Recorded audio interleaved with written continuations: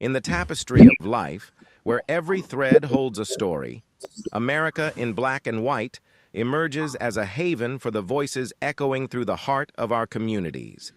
In this podcast, we wade through the rivers of our collective experiences, celebrating the vibrant hues of change brought forth by the whispers of hope and the roars of action.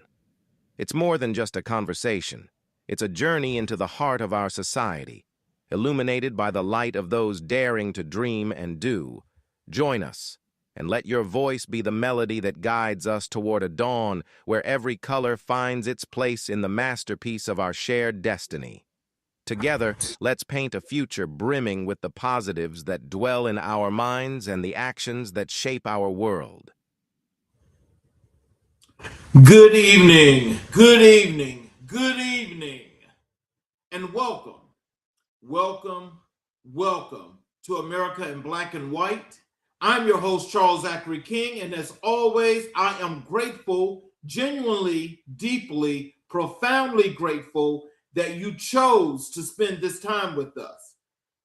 Whether you're watching from your living room, listening in your car, or catching us on your phone during a quiet moment at the end of a long day, you're exactly where you're supposed to be. This is a space built for you.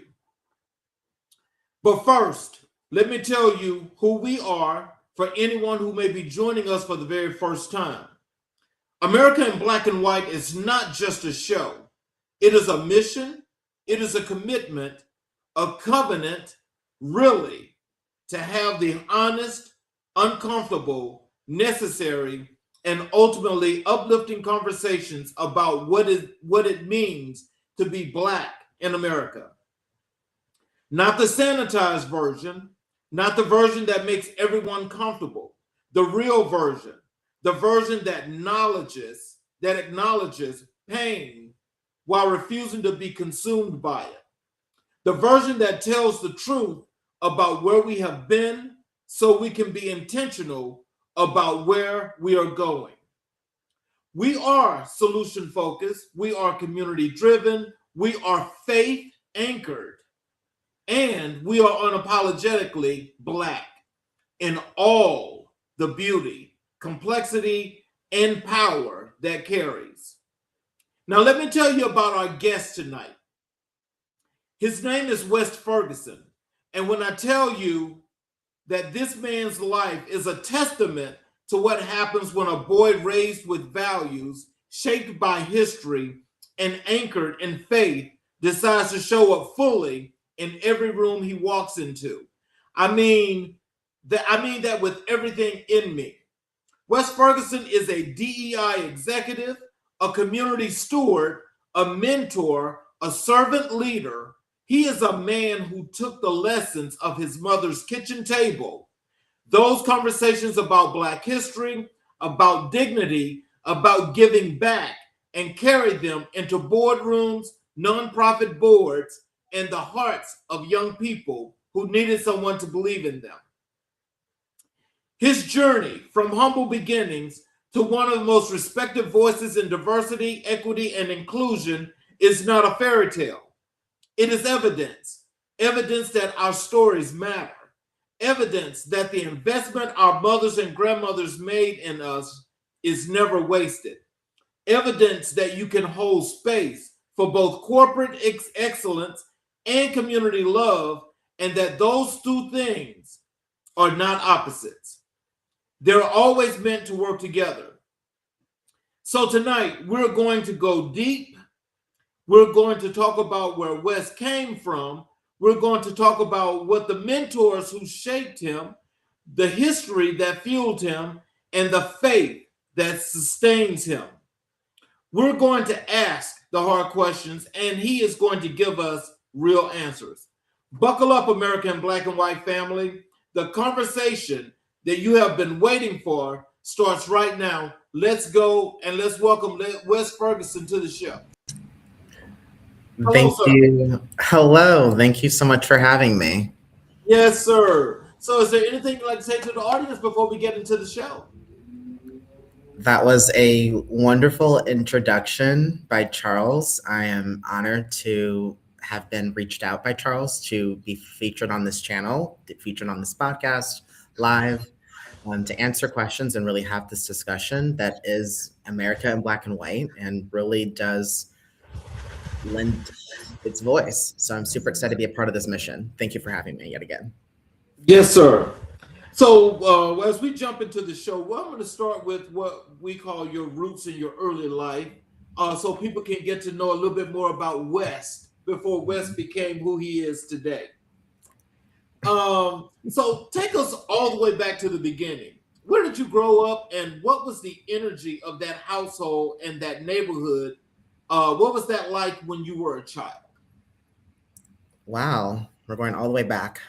Well, I was adopted, so I think that I'd like to start by saying that, and I'm blessed that I was adopted. When I think about all the different ways I could have been raised, I could have had different paths if I was not adopted, if I was in the system still, the foster care system, or if I wasn't adopted by the family that adopted me. So I was adopted pretty young, and I was raised by my father, who's the youngest of 6 kids, and I was raised by my mother, who's the oldest of 6 kids.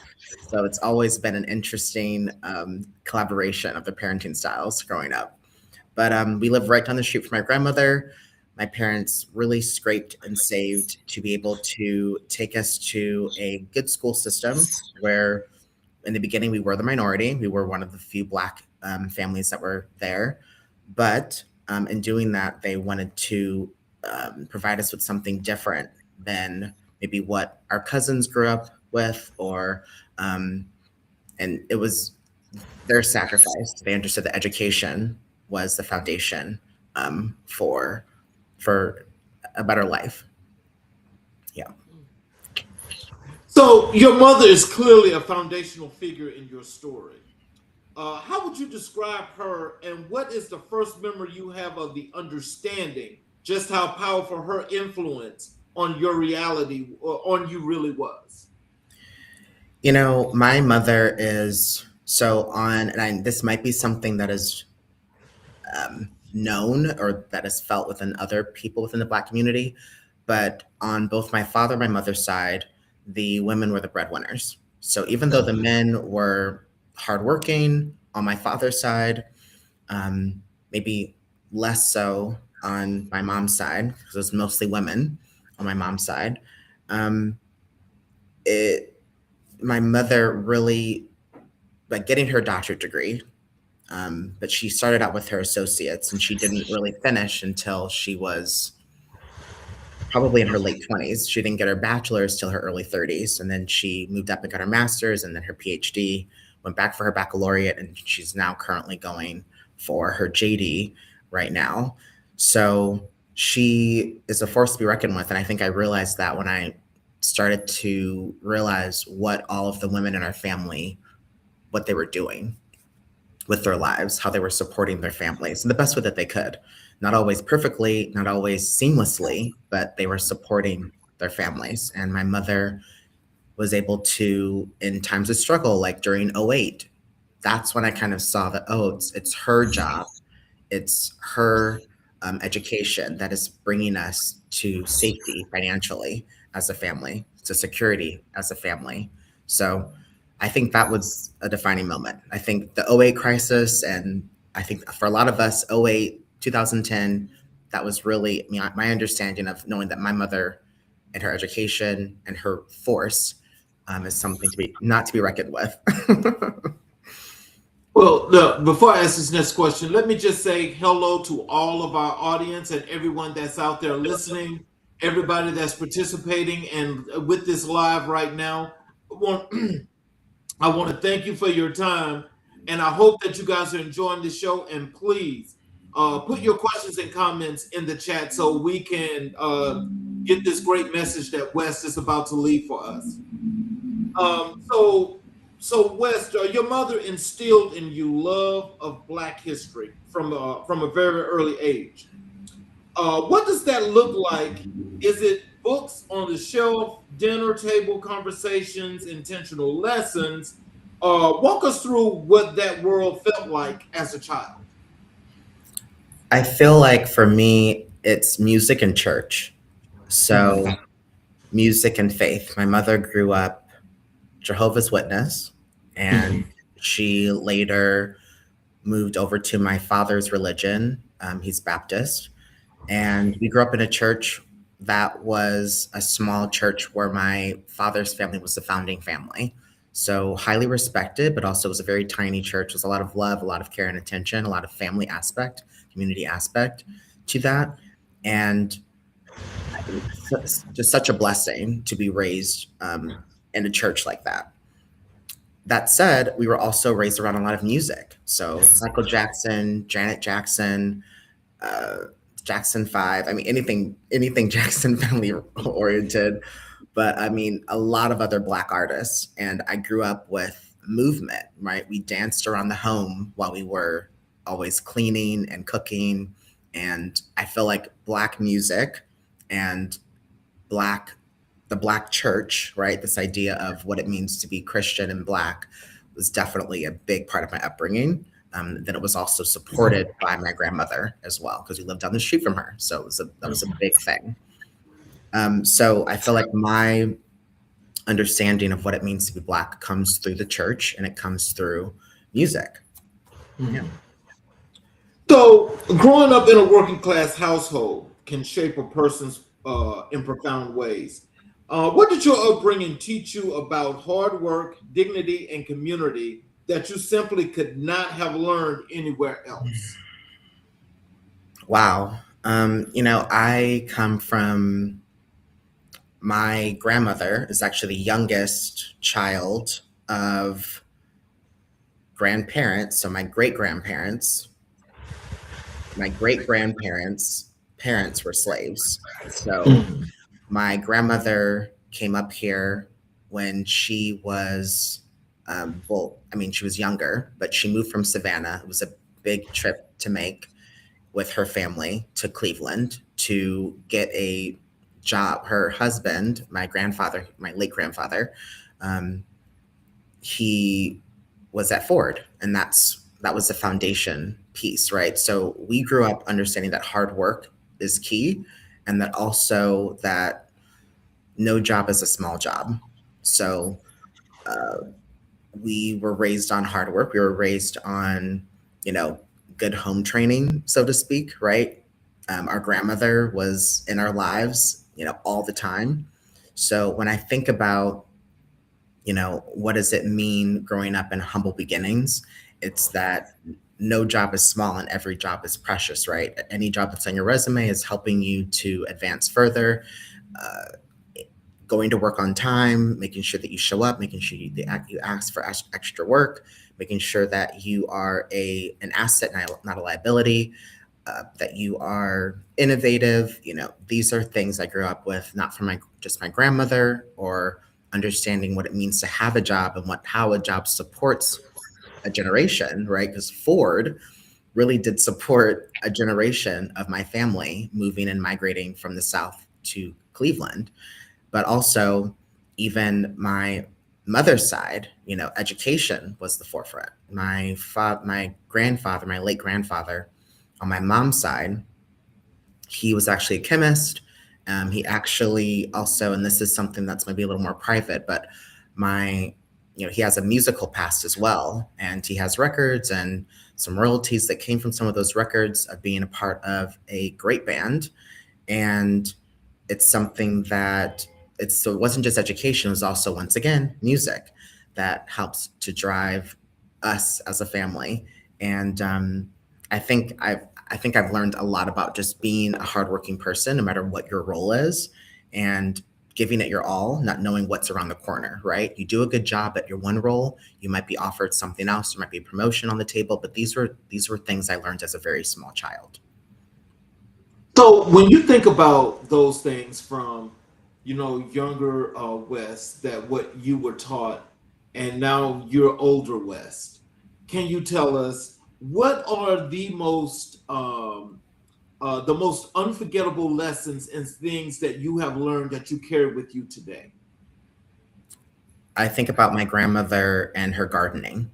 So being able to know how to raise and tend to plants, but plants that are near and dear to her upbringing. So collard greens, um, green beans, things that created the backbone of what we ate when we were celebrating holidays. So, uh, being able to rinse and handle, pig intestines, chitlins, and prepare those, things like that. So I feel like food, but also being able to, I mean, if I wanted to, I could tomorrow. I used to have a garden. I could have a garden tomorrow, and I know how to take care of it based on my grandmother, based on watching her take care of her large garden that she had in the backyard. I mean, this garden was massive for little old me. So I felt like being able to take ownership of your nutrition, your health, your traditions. My grandmother was had a hand in teaching me that. I feel like that's probably the cornerstone. So as you think about that, though, and the work that you do, that is, from the boardrooms and the nonprofits that you work with and so forth. Do you ever think of those lessons that you were taught younger on now, and you carry that into your everyday work? I really think that I do now that I'm saying it out loud. I don't think about it all the time, but that ownership, right? I mean, it's a big word, but when you break it down, for me, it goes back down to how I was raised. And that, I had to, when I wanted my own garden, my parents let me have it, but I had to own it. So I had to till the land. It was tiny. It was a quarter, if not less than the quarter of the size of my grandmother's. But I took care of it and I had to make sure that the rabbits stayed out and I had to do things. So being comfortable from a very young age on owning a project, owning my body of work, right? Whether it be a garden or a project with a nonprofit, I own it and I carry that through the same way that my grandmother made sure that there are enough green beans and enough collard greens to make a meal for a celebration. Yeah. So, uh, were there moments in your childhood where you became acutely aware of race, of what it meant to be a black boy in America? What was the awakening like, and who helped you process that? I'll be honest. Okay, this is actually so you want to talk about ripping the band aid off of what it means to be black and not like, let's not be squeamish about everything.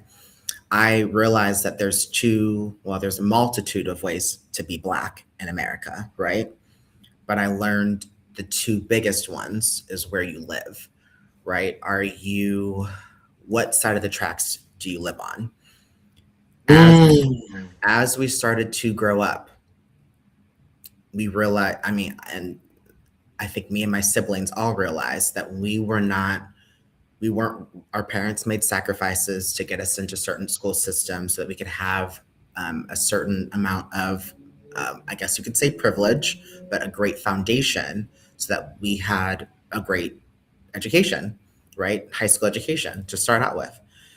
And that wasn't the case for both sides of my family. So we were in between two sides of the family. One side was more educated and more financially maybe responsible. The other side maybe wasn't as such. And I guess I'm going really deep into my own family history here, but it was interesting being in the middle, right? We have cousins that have baby fat and all of the name brands. And, we felt like we were left out by not having those things, even though maybe we lived in a different zip code. But there were other things going on that we didn't understand about how they were maintaining their homes and maintaining their pocketbooks, right? But then we had the other side of the family that, in this other side of the family, they were real, right? They were the ones that we had the most fun with, that we laughed and did all the things with. It's just something different. Then the other side of the family might have had more education, but things were very silent. We couldn't talk about certain things. We didn't observe certain things that happened there. We couldn't really be real. There was a certain amount of like, you know, uh, you know, you have to keep your keep your pearls clutched, and I don't know, keep your collars buttoned up tight. So there were two. Our family existed in between two different realities always, and we kind of, I think, me and my siblings, I'll speak for them as the oldest child a little bit here. We learned how to code switch very quickly.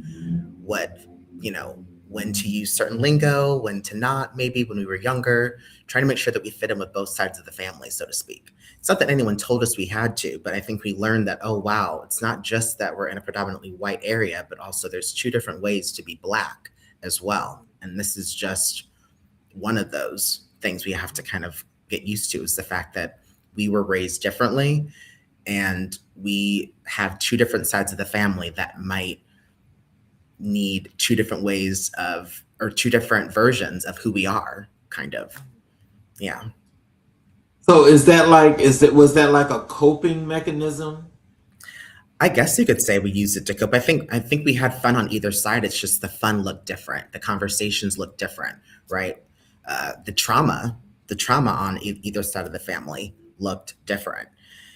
And I can't believe, so here I am, as I'm now 34, and I'm still wondering, what can I say? But this is all my story now. This is all my history now. I carry this into how I want to raise a child, or how I keep a job or don't keep a job, how I handle my finances or how I don't handle my finances, right? This is now my history. So I do get to speak on it with respect to those that I've interacted with, those that I was raised with. So I'm owning that right now. So thank you for the platform to do that, Charles. Yes, Thank you. definitely. So what was community like where you grew up? Was there a strong sense of collective identity and mutual support, or was your family more of an island? How did that shape your own community values? Asking some interesting questions, Charles. So I think the reason why, I think my parents did the best that they could. I think that my parents, both sides of the family, achieved so much. My mother's side of the family were on the Upper East, the Upper East Side. They were not, my parents, as far as I remember, my mom grew up with, she had a nice lifestyle. My father also had a nice lifestyle. They grew up in Cleveland, and they grew up in a beautiful home where it wasn't large, but it was paid for. It was handled because of the hard work that my late grandfather did to work at Ford and maintain his job at Ford, right? And get a retirement pension plan at Ford. So I think I learned very quickly that, there's always a consequence to every decision. There's a trade-off. There's never a perfect, oh my gosh, this is gonna create the perfect life for us, right? Yeah, I mean, my parents,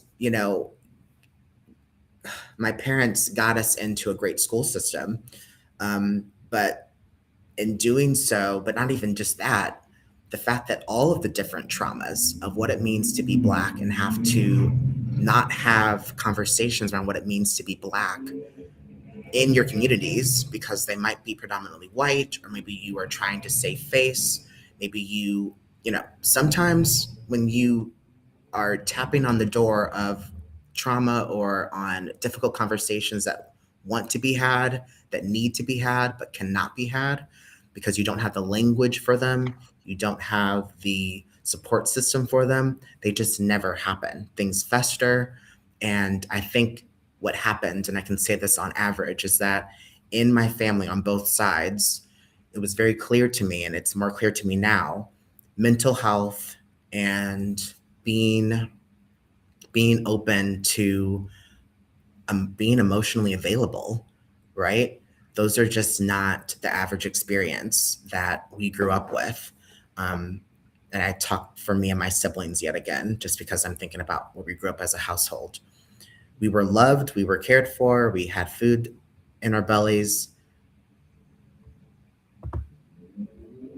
Hello? Yeah, I'm sorry. My internet just gave out here. One moment. You guys see me now? I'm sorry. Yes, well, I could see it. I can still see you. Okay, good.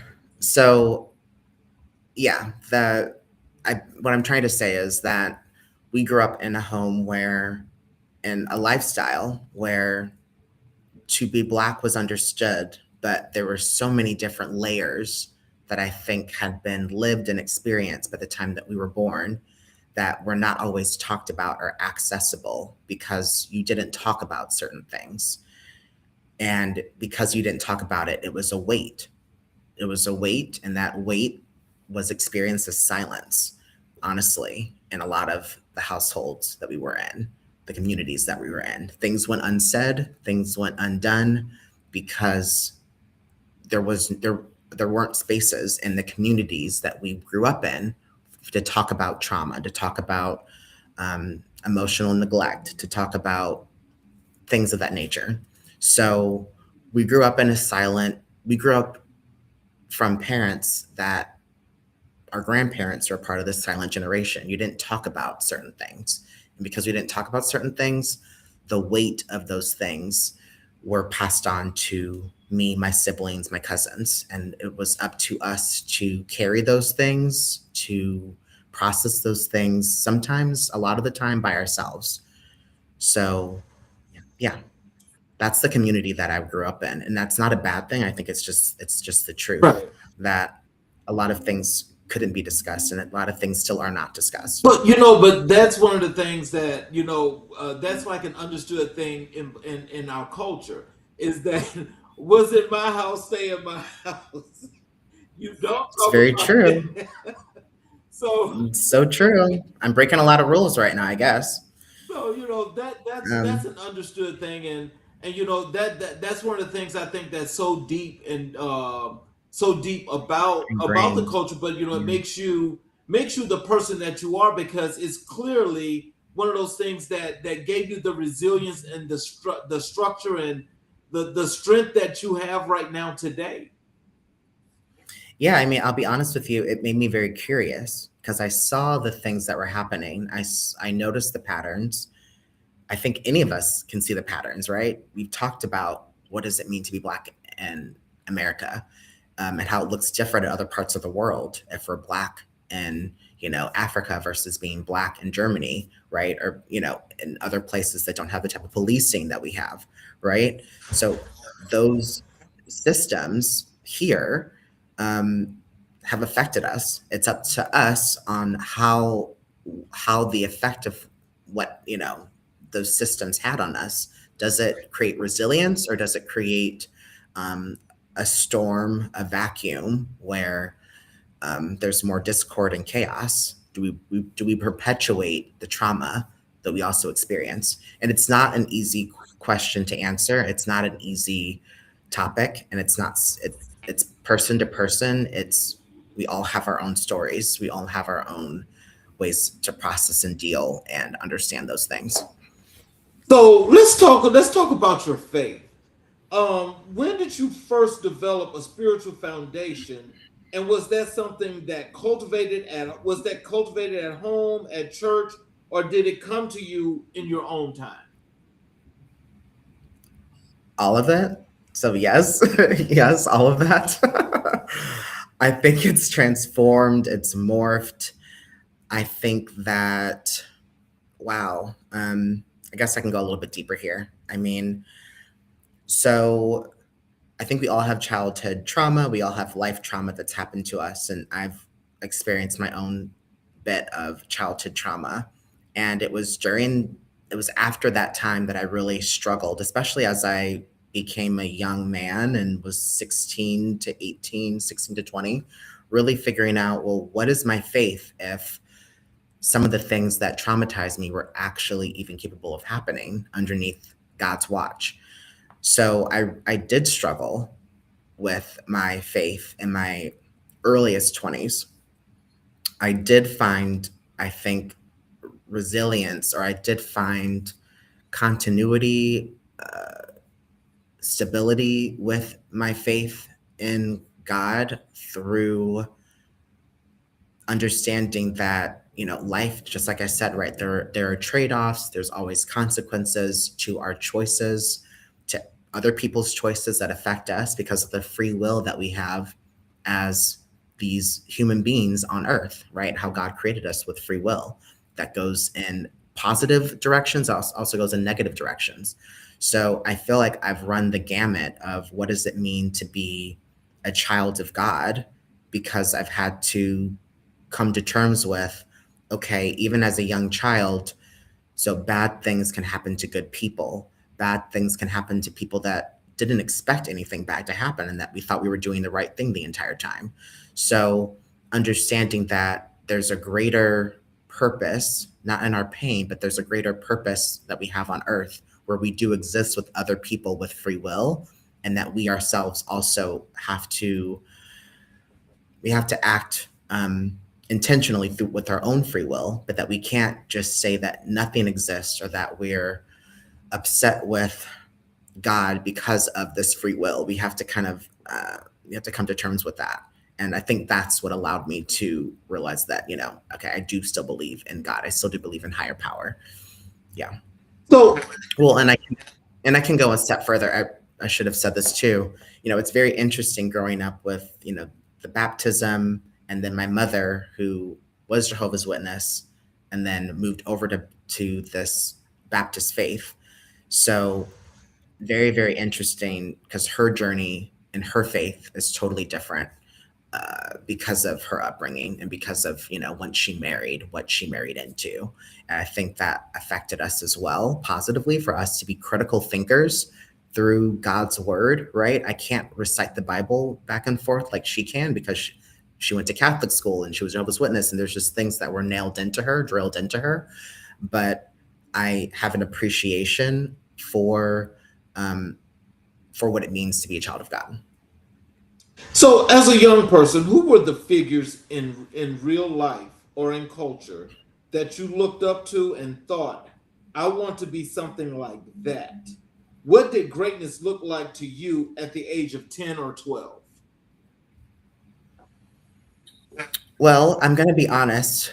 This is going to be twofold, just because I had the platform and I feel like maybe not everyone, we talk a lot about, kids that dreamed about what they wanted to be when they grew up, you know, and a lot of us didn't know, right? I didn't honestly think that I was going to make it to be this age. I didn't think I was going to live this long. And I think a lot of that was from my childhood trauma, and not seeing a future through the pain.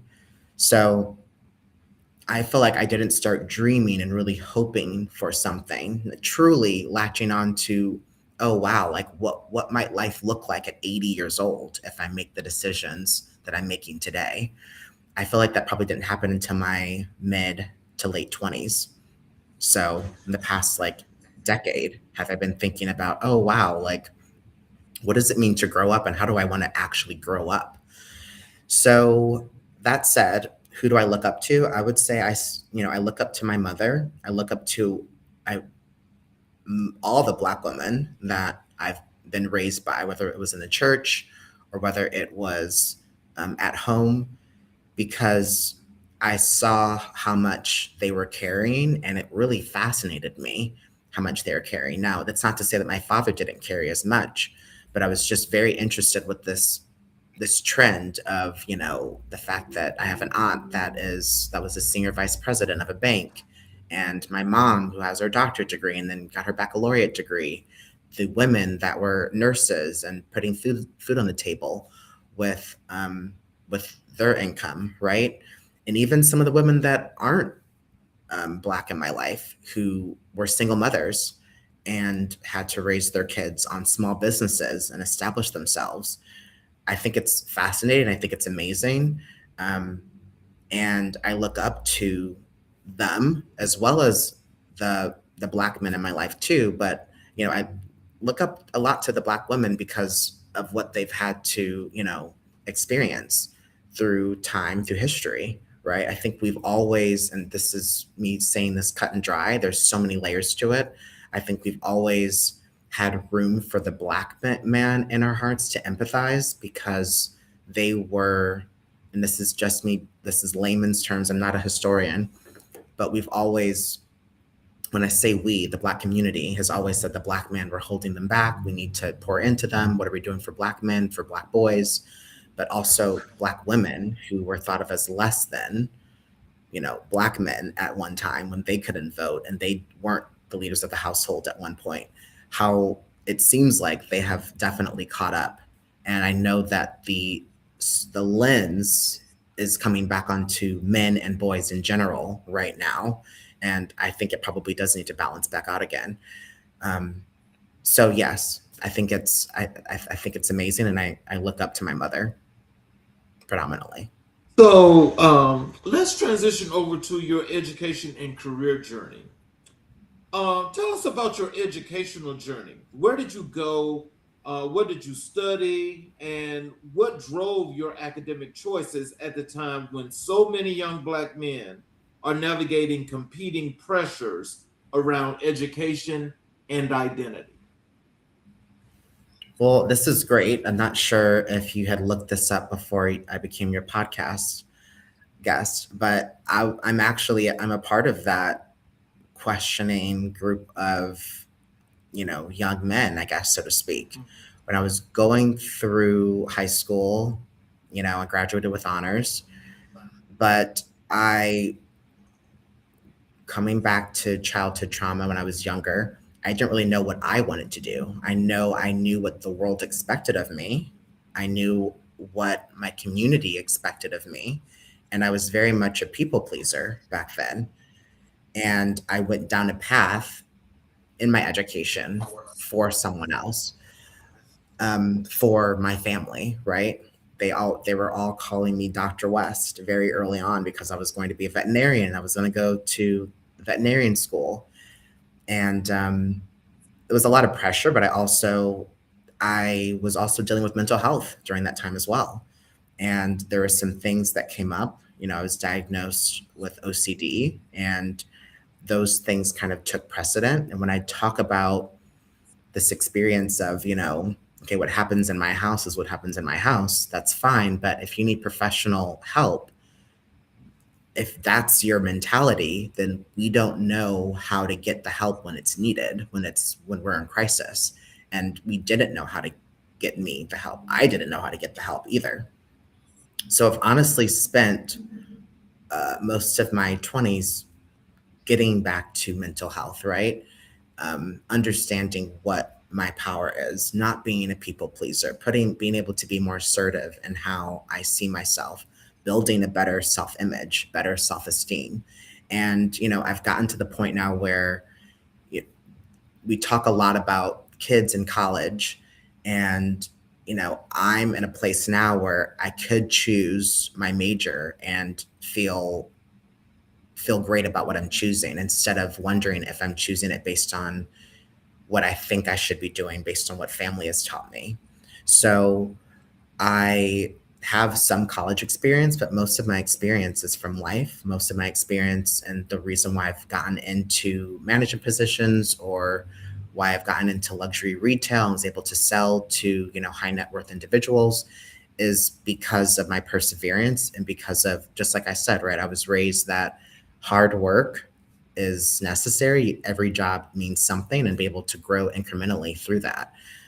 But I do value education. All of my siblings, I'm the oldest of 4. All of my siblings have at least 1 degree, and my sister is moving towards what she wants to do. I'm not going to put pressure on her by saying it out loud, but whatever she wants to do with her many degrees, she's doing. And she's still going back for more. So I think it's amazing. And I'll be honest too, I come from both sides. My father did not finish college, but he actually had a successful business selling something to the government. I think I feel like it's something that came to pass before we were old enough to really ask him what that experience was like. And I think he, as a young father, was so deep into just raising 4 kids. We never really talked about his experience owning a successful business. He was able to sell and actually purchase the home where we grew up. And what got us into that great school system was because of him, right? And then everything else my mother built on from her experience and from her education. So they really were a pair. But my father, never really, as far as I know, never really finished college. And then my mother was very educated. So tell us more about this people pleasing that you were mentioning earlier in this dialogue. How did you know that you were a people pleaser, and how did that impact the decisions that you were making at that time? Well, how did I know? Well, I think I knew because of how my relationships were running when I was younger, right? I didn't really feel appreciated. I didn't really feel seen. And I felt like at the end of a lot of interactions with people in general, my cup was empty. My cup was bone dry all the time. I didn't know how to ask for something. I didn't think I was worth anything to ask for something in return, for friendship, for companionship. So I think it was my cup being extremely empty all the time that made me start wondering, okay, what do I need to do? Do I need to stop? So I need to start saying no? Do I need to start, I need to build up a sense of self-worth, a sense of self-esteem so that I'm not looking to other people to create that sense of self-worth. But it really did happen through, once again, right, that period of especially like 18 to the early 20s where I was perpetually I didn't feel like I had me time. I didn't feel like I understood why I was in these friendships all the time. And I thought a lot of it felt like it was because they needed me and I needed to be useful. I think that's probably the biggest thing, right? I needed to feel useful in my relationships instead of just being able to just be myself, And I think that sense of usefulness was also manifested itself as people pleasing. And I think I've only solved that by asking more of people in my friendships to let me be authentic, but also to build up my own self esteem as well. Having better boundaries, being able to say no, not always being available. That has really helped. So, what was your first job or career experience that made you feel like you were genuinely stepping into your purpose? And what was the one that made you question everything? Oh, wow. Um, I'll say that the job I have right now really feels like this is purpose aligned for me. And I feel like this job is also a culmination of all of the past jobs, a lot of the past jobs that I've had, whether it's hospitality, dealing or being able to provide service to high net worth individuals in luxury spaces, sell to people, building trust, event planning, and then executing and being a self starter. I feel like all my different jobs have kind of led me up towards this. I feel like the job that made me question everything was during the pandemic. So during the pandemic, we were given, a lot of us, and I'm not going to say everyone because people are actually still trying to come out of the hole of the financial crisis that they experienced through COVID. I might be one of them too. I just might not be willing to say it openly, but um, there was a scarcity mindset of people aren't working, they're not paying mortgage. This was a major crisis during the pandemic, and during that time, I had gotten a job with. When I say job, I was in training, flight attendant training with American Airlines, and I was in the third week of the program. When we got furloughed, I was given the option to take unemployment. But even before that, I had the ability to take unemployment from my other employer as well because they had gone out of business. So because of pride and how I grew up, I did not take unemployment. I went out there and found another job. I wasn't sure what the future would look like. Taking the unemployment, would we be would we stay unemployed even if work was available in the future? So I went out there and I got a job. I was at a grocery store and I did not like it at all. And I did not have a good time at all. And that it really did make me question my life, because I was going through a training program for management there in order to provide for myself. And it really made me question, is this really what life is going to look like? It's not just that, but I'm setting myself up for taking what I think, I don't know, just taking whatever instead of being intentional. So after that job, I became very intentional and I said, I want to work here. And then I did what I needed to, and I got the job to work there or work here. And that's when I started to go from, okay, I'm not just in retail anymore. Now I'm in luxury retail. Now I'm in commission sales. And then from there, now I'm at this other luxury brand where I'm trying to expand what it means to be in my role and breaking some rules in order to provide a better experience to the client. And that role led me to where I am right now, which is a role where we're in workplace experience and culture support. So I support a number of ENGs, all of our ENGs really, just depends on the capacity. But I also support stewardship and how my office location, how we show up, how our market really shows up in a way in the communities that we reside in. So I feel really blessed to have this role. I get to be paid in a lot of ways, to volunteer and to get involved with the community, but also to be very, very focused on humans and what it means, all the different facets of what it means to be a professional human working and living in our little part of the country. So yeah, hope that answers your question. So corporate America can be a complicated space for a Black man.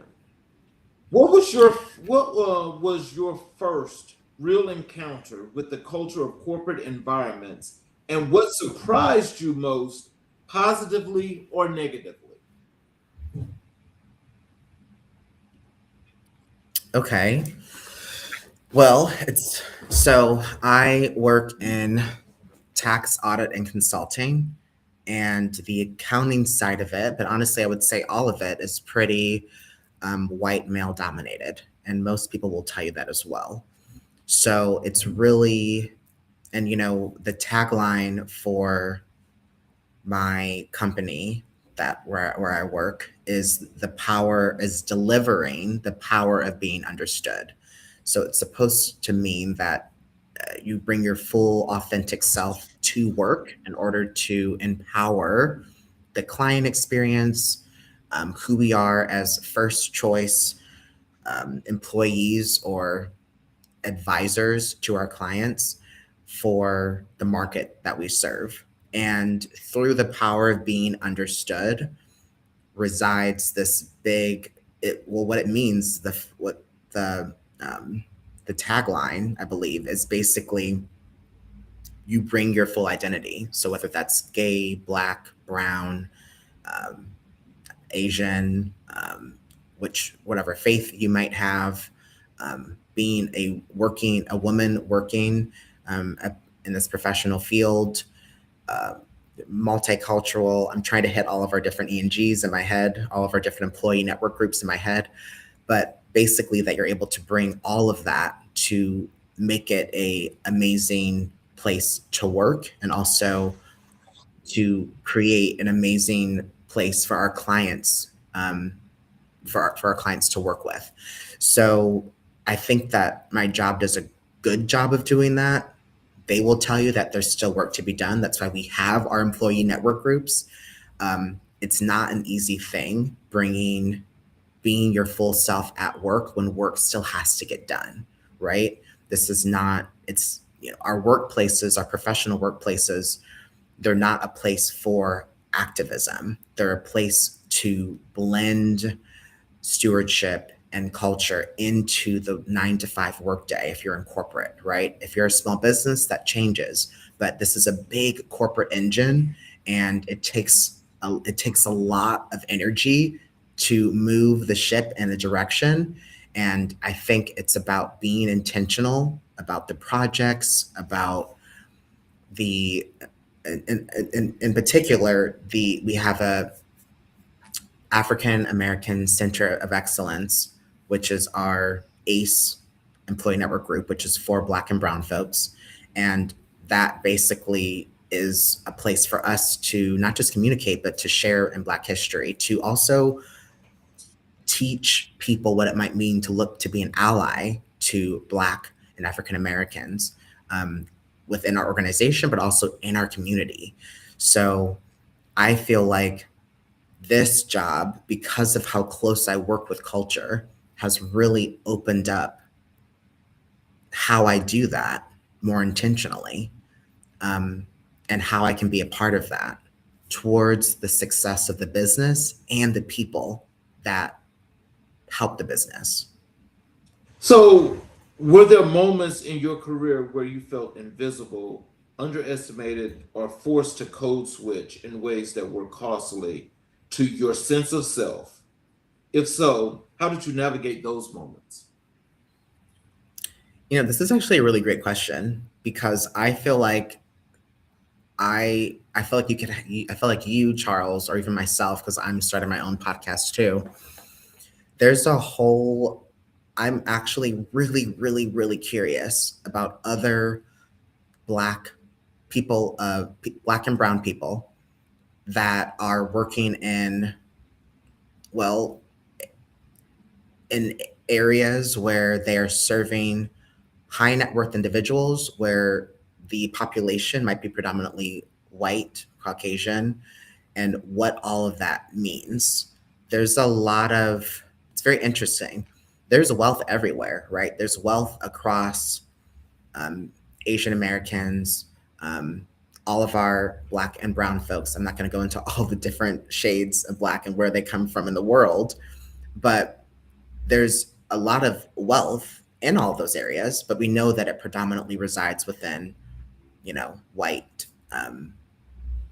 affluent Americans. So what does it mean to have a job where you are in service to that population of people?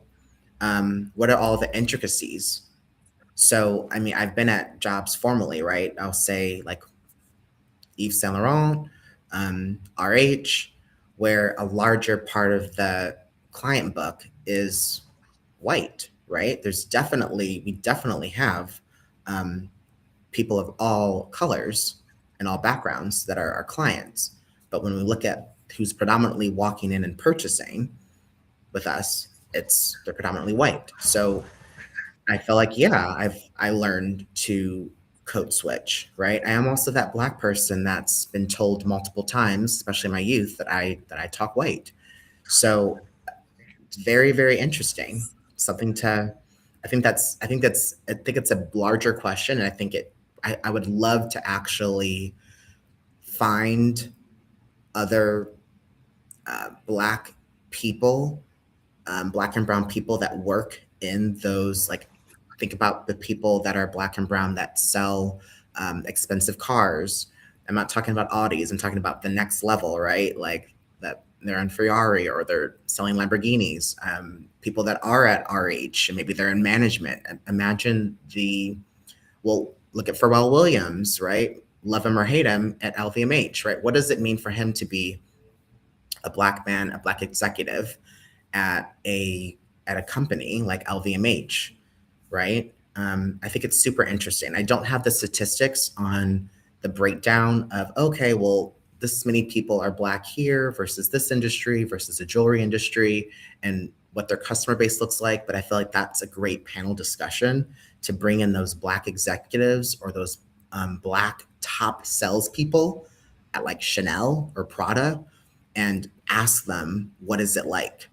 Because I can tell you it's very interesting. It's very, very interesting. I'll say that much. So I have a question here that's in the chat from Solomon. Let me put it on the screen for you. He says, in a corporate environment, what are the major challenges you face on a daily basis? And to some point, have you ever regretted finding yourself in a corporate environment? So, yeah, I mean, in a corporate environment, what are the major challenges that I face? I think, I think a lot of, I mean, whether it's because I'm gay or Black, I think there is a question of, am I visible? Am I truly visible to my employer? Am I truly visible to my team? Right? And I think the way that that question is answered is in not just treatment, but in accessibility to programming, to the employee network groups. Um, I would say fair wages, all those different things help me and I hope other people to realize that, wow, okay, there is a space for me here. I'm not invisible. And in terms of my corporate experience in this role, you know, this is the power of being understood. Now, in former roles in selling with different companies, I would say that it wasn't always cut and dry, and that I didn't always maybe feel visible because that just wasn't the case. Are you asking for? Did he say situations you wanted to know about? No. In moments. Yeah, I mean, I would say every job is not perfect, and I think no job is perfect. But I think there's a difference between a job that's not perfect and a job that's not safe. And I think you need to find an employer, or hope you can find an employer where they're willing to have the hard conversations, they're willing to provide the programming, they're willing to provide the network groups, accessible, mental health services, all those different things that support you in all the complexities of what it means to bring yourself to work, right? That's you as a Black person, that's you and your socioeconomic background, you and your religion, all of that. I hope that answers your question. Yes, sir. Or at least the conversation. Yeah. But I wanna add something else because I would love to get your reply back to this because it was what I think is really interesting is how you're trying to make sure that you spread yourself to do the wonderful positive things that you're doing. I want to first start. I want to say like for this platform and what this platform itself was created for is that when people see the title America in Black and White, I think that for those that don't know how to critically think, they see that title, they see a Black man, and they say, "Oh, this is all about, just you have to be Black," which is not true. You see, the experience itself is the experience. Now, the targeted area of underserved and marginalized communities is where I like to put myself and keep this space because, it's building inside to build out. So my focal points may be more so on our communities and our culture, and to display our legacy and amplify our voices is something that's misconstrued by those that see the title.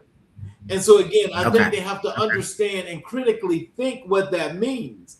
And so like what you're creating, I'm sure is pretty much that same focal point.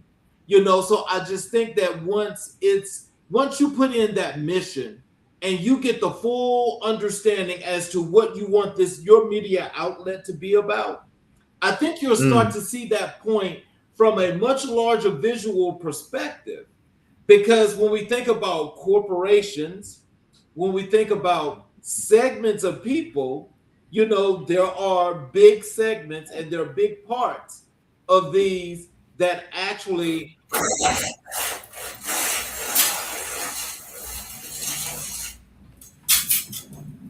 Sorry, it's getting very bright. They actually have the opportunity, where there are some people that as they get into those segments, there are a lot of people that's in those segments that don't know nothing but.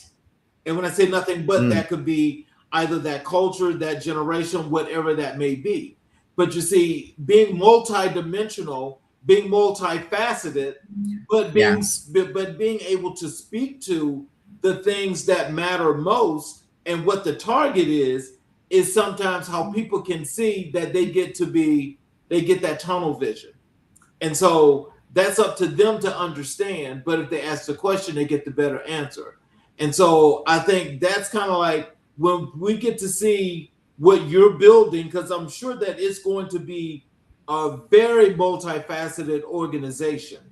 It's going to be a very much so multifaceted, media outlet. And I'm sure that that's something that many people are going to want to see because you've got the experience to put into that and build it out. Well, thank you, Charles. Thank you for saying that. Yeah, so And thank you, Solomon, for that question. and so let's move over and talk about your work in DEI and the impact. Mhm. So let us level set for our audience. When you talk about DEI, diversity, equity, and inclusion, what does that actually mean in practice beyond the buzzwords that so many organizations throw around? I think this is interesting because in the market that I'm in, there's a push for stewardship, or I would say maybe DEI. I think a lot of it feels like it's optional. Now, it's not having it, it's the events and the time away from work in order to um, commit to it.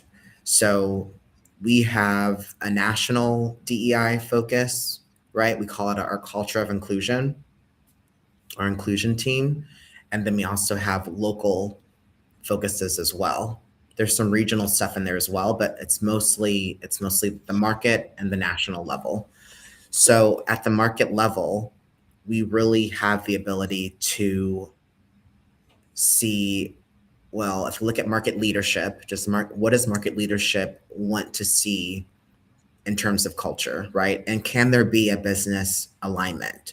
And I think something that I'm trying to work on right now is how do we not become a business resource group where culture is totally aligned to the business and to BD, the business development, but how can we get leadership buy-in just a little bit more so that we can close our laptops and really dig into what it looks like to be a part of these different cultural experiences through our employee network groups? Because at where I am right now, it's not just a tagline, the power of being understood, right? I feel like the power of being understood would be a tagline only if we didn't have employee network groups. But we truly do have these strong employee network groups that really do create foundations for us to have inclusive spaces for all the different types of backgrounds of our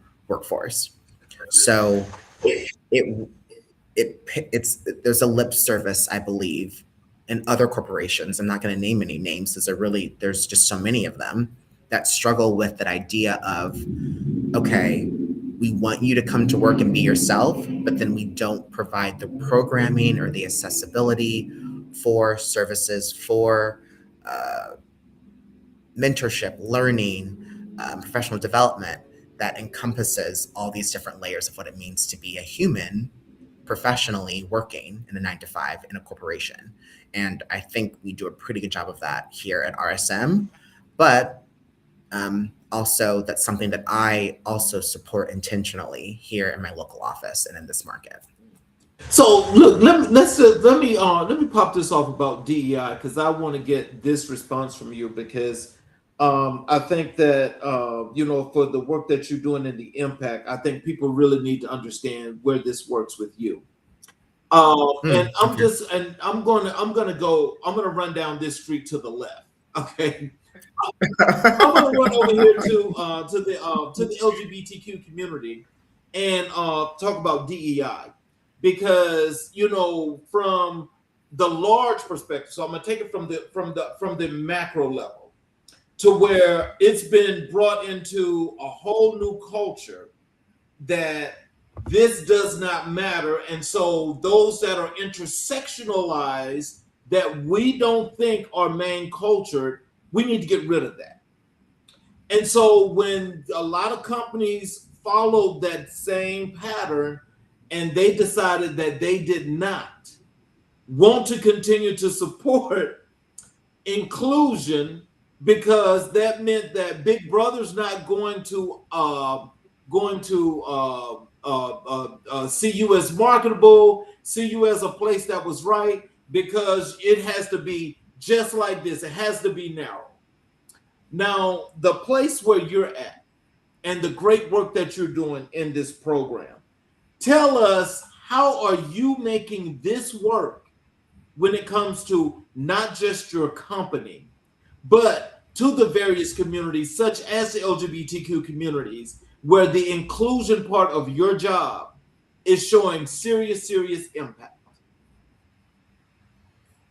Wow, it's a very big question, but it's also, I'm really happy because I have an answer off the top of my head. And it's because I work at, I'm not just going to say a great company because it's a great company, but I work at a company where, we realize that what's it called? The loophole with a lot of what was happening with Big Brother. And obviously, we are a part of government contracting, and I'm in no way speaking on behalf of my company in particular. You're just having to interview me and we're talking about work here and how I've been involved. But, as long as those spaces are inclusive, we are able to do things like have different events, right? We're at a time right now in America, but also just maybe just in our little pockets where it's really important to build allyship, right? How are the people that might not identify as what we identify as, how do we educate them on being allies, and how do we open up dialogue so that allyship is actually approachable, so that it doesn't feel like it's an if then, it's you're with us on this learning process of what it means to be a part of this subset of culture in this allied way, as a friend, as a collaborator, right? I think by focusing on allyship within our employee network groups, but in inclusion as a whole, it's allowed us to sustain support, even when it has been difficult. It has been very difficult, but it's allowed us to sustain support. Wow. Well, and I gotta say, where you're at a place where you're able to do those things, I mean, kudos and shout outs to RSM, because that's a big plus, I think, for a lot of people to understand that there are some places that refuse to fall.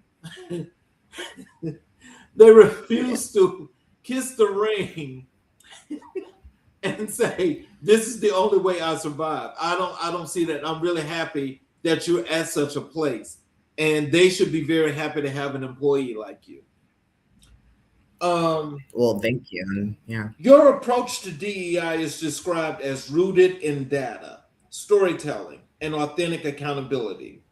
Walk us through the methodology and how does those three things work together? let me say, because yes. So my methodology is the firm's methodology. I just, I think everyone has their own flavor, right? The firm RSM has said these things need to be covered. And then you kind of stretch where there might be leeway here or there, right? As long as it's within budget and it doesn't break compliance, then mostly we're all good. So I just like to challenge some of the status quo. And I also like to bring energy to things. I think, and this isn't this isn't activism or stewardship in particular, but I think everything requiring people to get involved, to believe in a mission statement requires energy. And I think a lot of us think that energy needs to be money. You know, how much money do we have? What's the budget like, right? What's the energetic budget? Who do we need at the front of the room to lead the meeting or to lead the event so that it feels intentional, right? So something I'm playing around with, right, is the fact that we do have low engagement in some of our events and things, but I build that up with, as long as the energy and is there and we've been intentional, then I think there's been something powerful that's happened, right? We didn't just have 20 people that came together for a PowerPoint presentation, right? We had people come together and really get to the heart of something while also being inclusion and also celebrating allyship. So it's finding those ways. I feel like for me right now is building that energy, sustaining that energy. But that also means that as a leader, so if I'm leading something or if I'm co-leading something or if I'm on a committee, it's making sure that I'm also contributing to a positive place to work where people can give me feedback and talk about, Wes, I think this is how things should be better. So they need to have a voice too. This isn't just me and my ideas about energy in the space, right? If energy isn't working and we actually do need to spend some money, we need to ask for dollars, then I need to be able to be open to that too. So I feel like that's what I'm playing with right now, is this idea of energy, because it is about human to human contact, right? Charles, you and I have been talking for the past few weeks about this happening, but it happened because you reached out to me on LinkedIn. That's a human to human experience. That wasn't a robot. You didn't have a chat bot reach out to me. So I felt like that was something that was necessary. And I feel like it is this human to human contact is what we will continue to experience, whether it's virtual or in person. And that's what ultimately matters. Yeah. So, what are some of the most measurable results you have seen from DEI programs you have designed or led? And what does success actually look like in numbers and in human terms? I think probably the biggest thing that I've been involved in right now would be our Power of Love.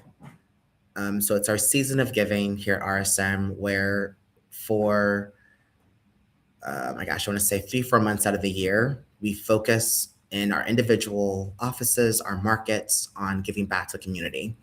And I was a part of this program for the first time last year. And, I think our numbers, we did struggle. We struggled with making an impact with our programming, with what was available in terms of volunteer events and also fundraising events.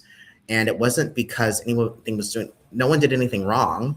It's that there wasn't enough people at the table to collaborate on that idea, right? So energy, right? That's energy. We need more hands in the pot. We need more people owning certain projects. So if we're looking at that, I think we raised something like $17,000 or something like that as an office of around 400 people, right? And last year, excuse me, we were able to raise 46,000. So definitely a major increase. And that wasn't just me. It's because, once again, we had more people at the table, more people that said, I care. We can focus energy in X and X areas because we have a vision and we have a plan and we have some direction here on where to go, right? If we're going to support one organization, it's going to be a small, hyper local organization where people actually can build compassion and empathy for the goal, right? For that mission statement of that hyper local community, volunteer organization. or nonprofit, and that is Second Story. So Second Story here, and I know you're in Atlanta, Charles, but Second Story is here in Fairfax County, Virginia, and they do help with homeless youth in crisis housing, young mothers that might have children that might need emergency housing, and giving them places to live with programming behind it so that they can save up money and get their education.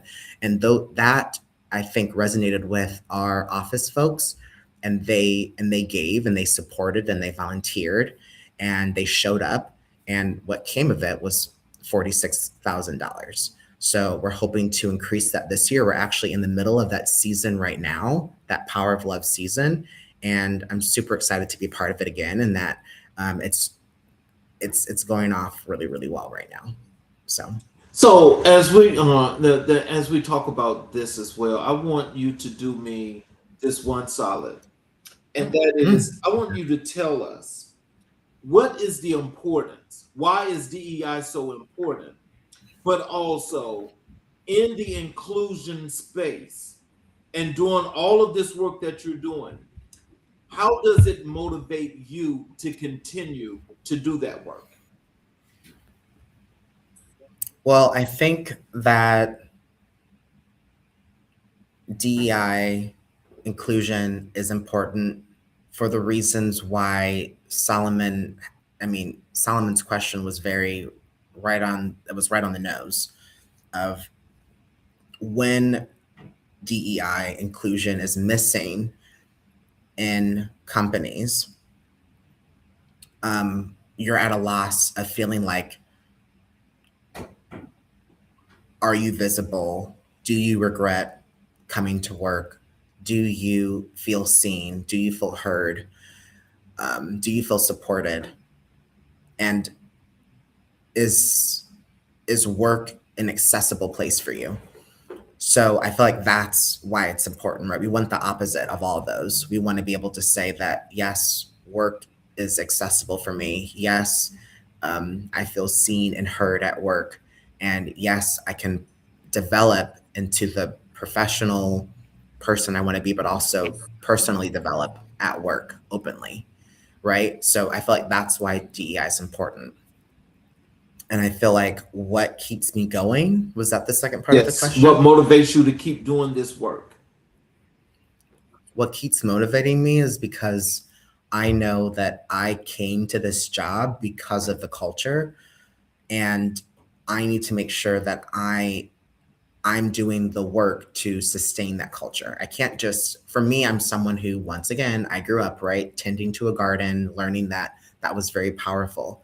And by tending to the garden that is our company's culture, I am a part of the solution. I'm a part of the conversation. If there is a problem, if there is a hiccup in regards to inclusion, DEI, or stewardship, and how it aligns to business development, I can be there to lend my voice, to lend my perspective, so that I'm a part of the solution, and so that things can continue and that things don't stop.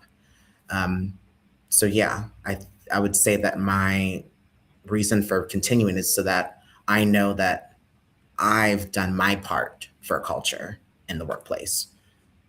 So we, when we chatted, before the show, and I told you we do Black History 365, and I asked you, who were the most influential people in your life and career? You told me it was your mother, Oprah Winfrey, and Ty Beasley. Can you tell us, your mother was your first Black history teacher. As an adult, how do you understand the profound intentionality of that gift she gave you? And what specific lessons or figures did she bring to life for you most vividly? Well, all these big questions, Charles. So, well, and let me just break that down, because, my mom is a big factor in my life. Good or bad, rocky here and there. She is someone who helped to shape me into who I am today. Oprah Winfrey for whatever people believe about her, right? Um, all the drama that's come out about who she is, maybe as a person and maybe as a businesswoman too. The fact of the matter is that when you think about a successful Black person um, who's on the map and who has made it through being a person in the media, Oprah is a big person that we think about. Um, she's one of the most wealthiest Black women in the world. And to think that, she started out the way that she did, and the way that my mom had humble beginnings, it feels like, if you can believe in yourself and not just believe in yourself, but also break down barriers and honestly be aggressive when it comes to going towards your goals, I think that it does something. Now, the third person on that list is someone that I haven't seen or heard from a lot of in our company, but he's in our company and he's very high up in our company. He's essentially the people person. He's essentially, um, he's our people leader in some ways. Um, and so that's Ty Beasley. And he's a Black man. And, you know, um, he's a great leader and he leads us in a lot of what it means to be a part of RSM. So I do look up to him and our firm as well. My mother did a great job of teaching me through music, right? We talked about food and music, what it means to be Black, and so when I think about Janet Jackson in particular, when I think about Toni Braxton, when I think about how music was a way for healing to happen at small scale within my family, right? I talked about the fact that my family, extended family, immediate family, we don't always have all the language to talk about what we're feeling or to say what's on our minds or to talk about trauma, whether that be ancestral or whether it be, very real, right, in our current generation. But we have music that links us together, and we have music that is rooted in Black culture, Black popular culture for sure, right?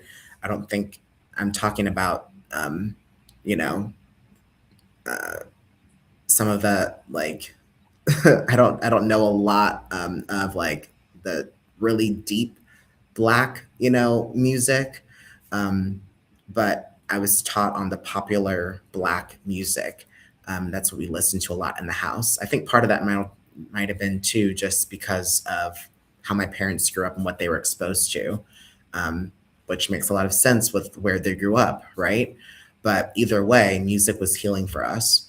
And I think Black pop culture music was really healing for us as a family to be able to laugh and dance. And the fact that I can, when I'm driving down the street and I want to throw the windows down and put on a Janet Jackson, track, it's all for you. And it's my mom speeding down the street and the Black Explorer when we were going to Home Depot or Lowe's to go pick up plants or something. There's good, wholesome memories there that help to protect the fact that my upbringing was multifaceted, right? To bring that word back. It wasn't all doom and gloom. It wasn't all amazing rainbows, but it's anchored in some great moments with Black pop culture music. So Oprah Winfrey has been described as a major influence on your vision for using a platform for transformation. What specifically about Oprah Winfrey's model that spoke to you, and how have you translated that inspiration into your own leadership style? So I am very interested in people and people motivated. So I love to get to know people and talk to people. In the role that I'm in, we support the entire office and sometimes the whole market when it comes to events, catering, putting on meetings and other things. So, but we're also central. So we might experience people that are serving internally or serving external clients, people that are in all lines of business and service lines. And we get to see a lot of different people, but I'm also curious about those people, right? And I want to ask questions about what their experience is like to work where they work and to be on their teams. How are they dealing with the return to office, you know, experience? How are they? What's the experience been like in their generation while they've been at work? What do they want to see in terms of programming? What drives them in their job, in their lives, right? That's something that I really appreciate. But here's the thing that I think really connects me to Oprah is because she does that through conversation.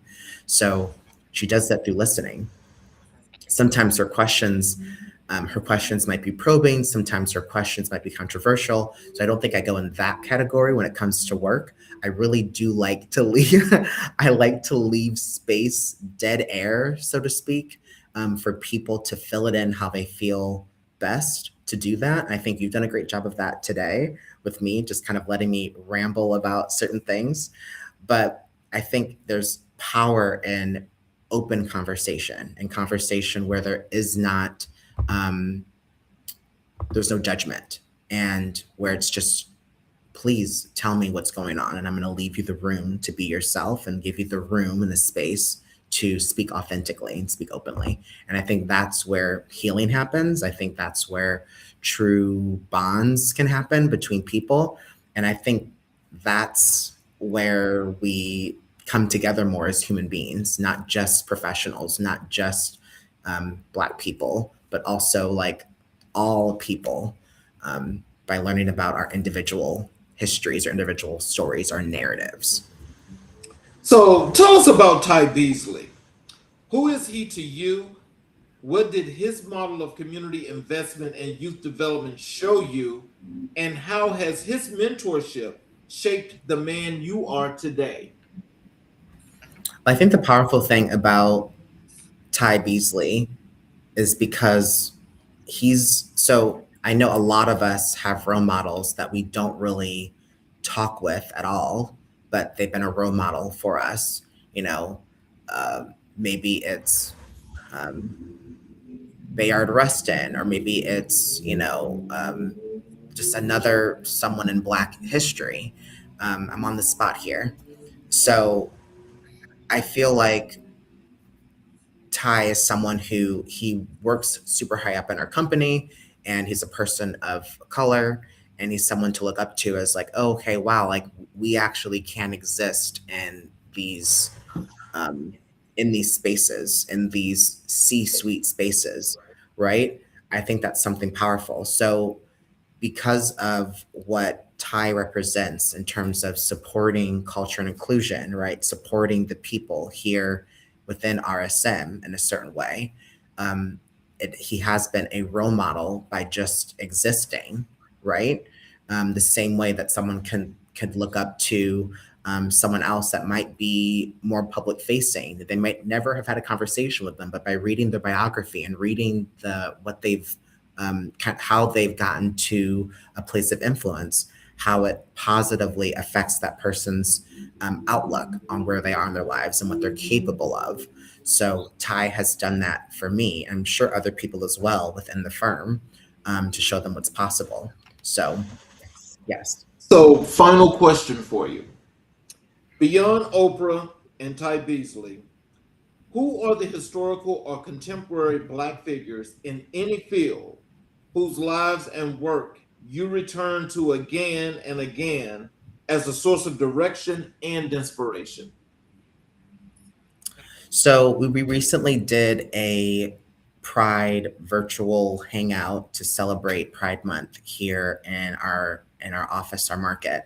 And I had to do some research on some historical figures in the DMV. So that's, DC, Maryland, Virginia area, and everyone knows what DMV means. I'm not talking about getting your driver's license.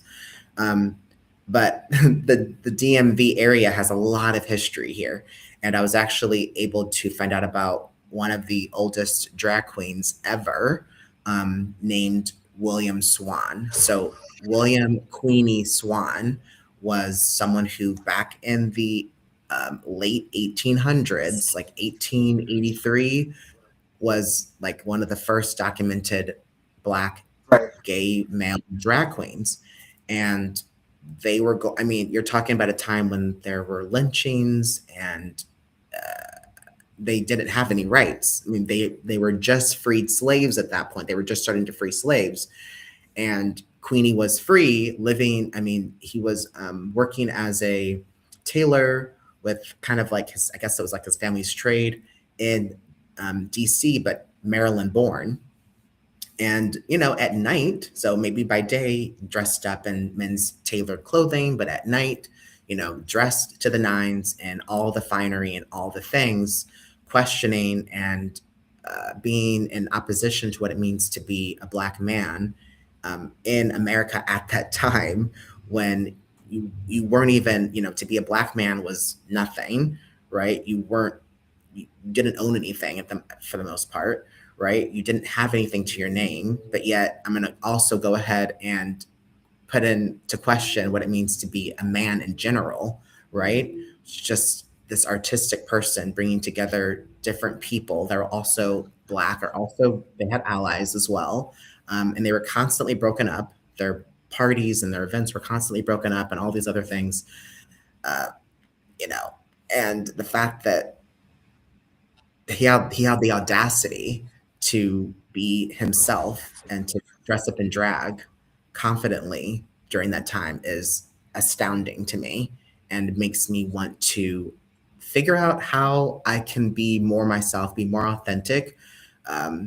What am I calling it right now? I'm saying to be even more bold, to be bold right now during this time. So Queenie Swan is a reminder right now for me as a black man that plays around with femininity and plays around with sexuality and gender, to really be yourself no matter where you are, no matter who might be in power.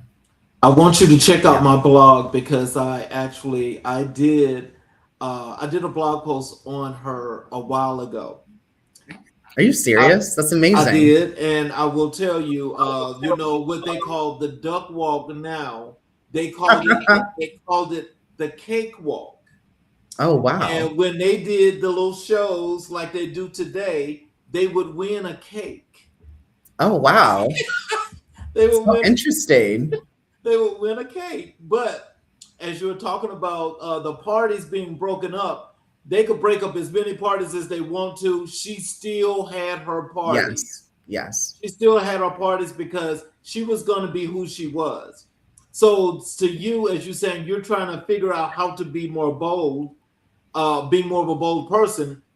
In these times, the leadership is in your hands. Yeah. So you don't have to ask for permission. You just do. Yes. That's how you do that. Well, thank you, Charles, and thank you to Queenie Swan. How amazing! How amazing that you have a blog post. It's on your Substack. No. It's on my blog, Changing Trends and Times. Okay. Actually, after we close the show, I want you to stick around for a little bit so I can talk to you about a few things. Awesome. Will do. Do you have any words of wisdom and encouragement for our audience? How they can follow you, come to your website, any of those good things you'd like for them to know?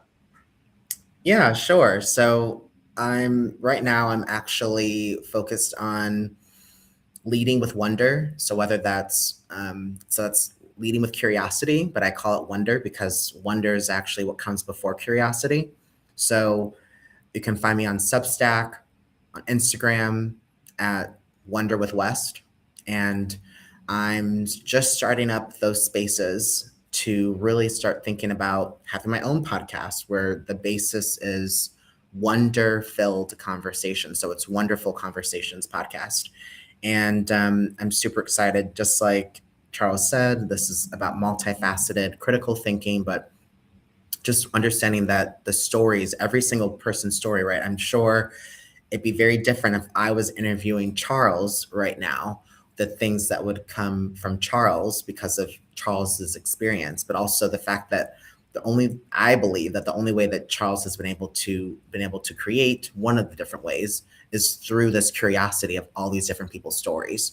So that is what I focus on the podcast, and that's what I'm going to be focusing on through Wonder with West. So come and join me if you'd like, and it's free to subscribe, and I'd be happy to see you guys there to start having conversations. So thanks. So in closing, I want to thank you for this time, and we definitely have to have you back because there's lots and lots of information that we didn't get the opportunity to chat about. Very well. And I would like to thank everyone for watching the show. Those who have participated that have been here throughout the entire show. I appreciate you, and it's your support that continuously to build this platform is the thing that makes us so happy. Yeah. So in closing, I have this closing monologue I like to close with. Wes Ferguson, thank you, not just for the time you gave us tonight, but for the honesty, for the willingness to be seen, for refusing to give us the polished, press-ready version of yourself when we ask for the real one. What you gave this audience tonight is the kind of gift that does not expire. I want to pull out just a few of the threads from the conversation that I know stayed with me, and I believe stayed with you too. First, the way Wes talks about DEI. He says something that I keep turning over in my mind. He said that real inclusion is not felt in a policy document. It is felt in a daily experience of someone who used to feel invisible, now being seen. This is not corporate language. This is pastoral language. That is the language of someone who understands that the point of all the programs and frameworks and scorecards is not to satisfy a board. It is to change a human life. I want every executive, every HR professional, every leader in this space to sit with that for a while. Second, his commitment to community. Wes made it clear tonight that success without stewardship is just selfish with a better wardrobe. He is a man who has walked into rooms that many of us are still trying to get access to, and his first thought every single time is, who can I bring with me? That is the model, that is the standard, and if you're listening tonight and you have been climbing without reaching back, let this be the invitation to change that. And third, his mother who sat him down and told him that Black history was not somebody else's story, it was his. I think about how many of us carry the investments of a mother, a grandmother, an auntie, a teacher who poured into us when the world was pouring out. Tonight is your reminder to honor that investment, not just by remembering it, but by activating it. Use that they gave you, build something worthy of the sacrifice they made. American Black and White family, I want to ask you something. I want to ask something of you tonight. If this conversation moved you, do not let it stop at your screen. Share it, start a conversation in your household, send it to young persons who needs to hear that their story has value. That is how we build. That is how we grow. Subscribe to this channel, follow us on every platform, and bring someone with you the next time you tune in. This is what America in Black and White is for. This is why we do this, because the conversations we have here, the real ones, the honest ones, the ones that both challenge and affirm those conversations, are how we move forward together. Stay in the truth, stay in the light. This is America in Black and White.